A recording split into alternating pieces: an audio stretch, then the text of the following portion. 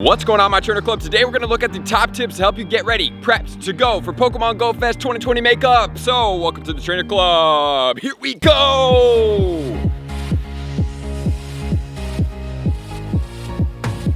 Welcome back, everybody. Let me know in the comments below, how excited are you about the Go Fest Makeup Day 2020? I am so excited about this because I have some shinies that I do absolutely need. So today we're gonna get into my top tips to make sure you guys are prepped, ready to go, know what's coming at you, know what 3 hours are going on, and know how to best strategize your time to maximize completely on this Go Fest day. But before we get into it, I just wanna let you guys know that we have my new Trainer Club graphic that is going to be in my shop, thetrainerclub.com, if you want to check it out right here. We have a couple different variants, including t-shirts. We have the long-sleeved hooded t-shirts, we have long sleeves, and we have some hoodless sweatshirts as well. So if you guys do want it, you have approximately 1 week to pre-order. The pre-order will go off sale on Sunday night. So get over to thetrainerclub.com with no www to get yourself some clothes. All right, guys, so now we're gonna get into everything we need to know about the Go Fest Makeup Day, because I want you guys to fully maximize out on everything that's coming out to you, especially any of the shinies that you may potentially need. So we're gonna have to go as hard as possible,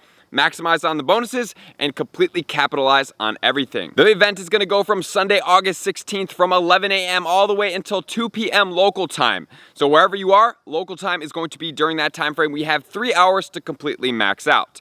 For the bonuses, we have 1 hour incense, gifts may contain rare candies, and rarer spawns are going to be spawning from those incenses. During this 3 hour period, we will be attracting fire, water, and friendship type Pokemon, which we will go over in a tip of all the Pokemon that are spawning, and then I'm gonna recommend which ones I would focus on, if at all possible, if you have to siphon out. Obviously, I'm gonna give you all my items as I typically do to recommend to make sure you guys maximize out as well. And then there will also be a free gift in the shop to be able to get you 2 incenses as well as 2 remote raid passes. So since we're getting remote raid passes, guys, not only will we be in the final week of the Pokemon Go Fest 2020 Ultra Bonus, I do believe since we're getting remote raid passes, maybe they're gonna bring some of those raid bosses back. And then we're gonna have the unknowns of the G and the O, which do have shiny potentials. So guys, if you're not falling into the unknown raid trap like I do think is out there, and you're not trying to spend a ton of money trying to get shiny unknowns like myself, this would be a great time for you guys to try to get your G and your O in a shiny potential. Obviously, there are all the letters A through Z, and the question mark and the exclamation point, which are all not out yet in shiny forms because we haven't seen them since the shiny came out. But at some point, they'll come back to the Go Fests, and we will have the possibility to get those as shiny forms. So with all that said, we have the details ready. We're now gonna start off with tip number 1. Tip number 1 right off the bat, let's check out the spawns and which ones are going to be powerful for you guys to get after. So Charmander are going to have the party hats for the Go Fest with the Pikachu visors. Those guys are going to be rare. So if you guys have the ability to get shiny potentials of those, definitely click on them, because there are people that collect a lot of shinies out there, even if it's not you. Always think about this. There's somebody out there that wants a rare shiny and will trade virtually anything that you want that is in their bag for that specific shiny if they have multiples. So if you need a specific shiny, there's nothing wrong with trying to get many of one shiny. One of the advantages, especially a rare one like Magikarp, not really a rare shiny. You can transfer some of those, but the visor from these Pokemon, not everybody will be able to get, and then they don't come out for a very long period of time. So it's definitely a Pokemon that I would suggest, if you guys have the capacity to get a couple shinies, definitely do. So we're gonna have the Charmander like we talked about. We're gonna have Charizard. Charizard is a great Pokemon to Pineapple, even though it's gonna be harder to catch because it's going to give you 20 Charmander candy if you do need so. Vulpix, Ponyta, Marowak, and Magmar. All these do have shiny potentials, but I really like the Marowak because this one has only been in the wild during this event. Every other time we've had to raid for it, so you've had to spend coins and resources to be able to get this in Pokemon Go. Right now, you do not. That's why I really like this Pokemon. Try to get that shiny at all costs. Then we have Flareon, Houndour, shiny potential, Torchic, shiny potential. Then we have Numel, Tepig, Darumaka. Darumaka, also a Pokemon that has typically not been in the wild, or if it is, very, very infrequent, so definitely pine out that Pokemon. Then we have Litwick and Heatmor. So Darumaka, Litwick, really rare Pokemon. Definitely get after those. Heatmor, also relatively rare, and the shiny is going to be even increasingly rare after this because rare Pokemon in the wild adding a shiny variant, which equals even rarer. So that is a Pokemon you definitely want to try to get. As far as the water Pokemon, we have Squirtle with the hat and a shiny potential. That is going to be a rare one, guys. Definitely try to get that one. We have Blastoise, Pineapple it if you can. Get the 20 Squirtle candle if need so. But also, guys, that is a big Stardust catch as well. We have Poliwag with a shiny, Tentacool shiny, Slowpoke no shiny, Magikarp shiny, don't really need too many of those.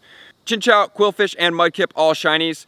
Carvanha, Clamperl, both shinies. Oshawott, no shiny, but definitely in the near future we will have a Comte since we do not have it yet, as well as Tepig, so do try to get as many of those guys as you can, stack up on the candy. And then finally, we have Timple and Alomomola. Make sure to get after the Tepig and the Oshawott because at some day in the near future, we will have a Calm Day. So if you can stock up on candy, it's gonna help you benefit. And if you can get a good one, or even if you could save some of those, mass trade them and potentially get luckies, definitely something that could help you out. And then the last round is gonna be Friendship. We have Pikachu, Clefairy, and Jigglypuff. Jigglypuff is the new shiny that's in the wild. It's also right now in the wild. Definitely get after those. We have Chansey, which is a rare Pokemon. Shiny, get after the Chanseys as much as possible. Eevee, shiny. Snorlax, no shiny, unfortunately. Then we have Togetic. Guys, Togetic, super rare in the wild. Definitely pine out this Pokemon. And plus, this is just about the only time you'll be able to get a Togetic in the wild in prevalence, unless it's another Go Fest or Safari Zone, and be able to get it low enough to be able to utilize that Pokemon as Togekiss in the Great League. So definitely if you're a Go Battle League Pokemon player, don't just stack up on these Pokemon, try to get as many candy as possible. You also want to try to stack up to be able to trade with some friends if you do not have appropriate IVs for PvP. Then we have Meryl with a shiny, definitely a good Pokemon to have. We have Sudowoodo shiny, Wobbuffet shiny, Mantine, no shiny, Roselia, Phoebus, both shinies. Then we have Woobat with the shiny, which is new. Definitely try to get after that Woobat, guys. Woobat, I would say, is a relatively rare Pokemon in general. I don't see too many of those guys. Has the new shiny introduced. And then we have Chimecho. Chimecho is 1,000 Stardust per catch. Definitely a lucrative catch. So anytime you see a Chimecho on the nearby or in your stack, definitely a Pokemon you do want to prioritize on. So with all that said, what are the Pokemon that I would recommend most hyper-focused on? From the fire, we have Marowak, because it's not in the wild. We have the Heatmor. Definitely suggest that one because it's relatively rare and it has a shiny. We have Litwick and Darumaka. Both of those Pokemon are relatively rare in the wild. And then you can obviously focus on the Gen 5 starters, which are going to be Tepig as well as the Oshawott. And then as far as the water type biome, Qwilfsih, obviously because it's a new shiny. And then if you don't have a good Go Battle League Swampert, Mudkip's gonna be a great one for you to focus on. And then as far as the friendship, I would focus on Snorlax because it is pretty relevant in some of the Go Battle Leagues. We have the Togetic, definitely suggest you guys get after that one. And then we have Chansey, which is a relatively rare Pokemon. Goes into Blissey, great gym defender, and it does have a shiny. So try to stack up on those as much as possible. Then we have Chimecho. I would just highlight this Pokemon because of the Stardust. So with all that said, guys, now let's go into tip number 2. Tip number 2 is going to get us into our famous items that you guys are always so hilariously commenting about that you don't have too much space. So guys, we want to have as many Ultra Balls as possible. The reason why I say Ultra Balls, as always, is you do not want to be out there slowing down by trying to throw regular red Pokeballs at these Pokemon and having them break out and use multiple Pokeballs. Not only are you using too many resources, but you are also taking time up from catching other Pokemon. So this day, 3 hours, I want you guys to treat it as like the most hardcore play you've ever had in your life. So as far as Ultra Balls, I would say 500 is a good benchmark, 600 if you're feeling really good, and then anything up from there is an added bonus. Also, maybe having like 200 Great Balls, so if you guys do need to sit in Pokestops because the gift nerf Pokeball situation is down. We are barely getting any Pokeballs from gifts anymore, so that's just reality. As far as Pineapple Berries, any of these Pokemon in here that you do not have, I would say 300 Pineapple Berries is probably good, because if you have too much candy of something and you don't need the candy, pineapping these Pokemon is going to slow you down. As far as the Golden Raspberries, I would say about 100, because we don't know what raid bosses could be out. And then also when you see good shinies, you want to Golden Raz them so that you can catch them easily in the quick catch animation, not have to throw multiple balls at them, and you can just easily move on. As far as the incenses go, we're going to need 3, and since it's going to be a 3-hour duration, if you do choose to use star pieces, even though the event Stardust is not boosted, guys, we are getting a lot of spawns, so potentially I would say utilizing 6 star pieces, especially during the friendship, because you do have the Chimecho spawning, which has the potential to be 1,000 Stardust per catch on a star piece. 1,500. And then also we need to clear our bag out. So hopefully you guys listen to me during the Magikarp day to start clearing out at least some of the GoFest spawns and other event spawns that you have going on. I would say minimum 33%. I want you guys to play for the entire 3 hours and not have to look in your bag to try to clear out any Pokemon. So guys, get after it. If you're feeling really good, 40% is gonna look really, really nice for you guys.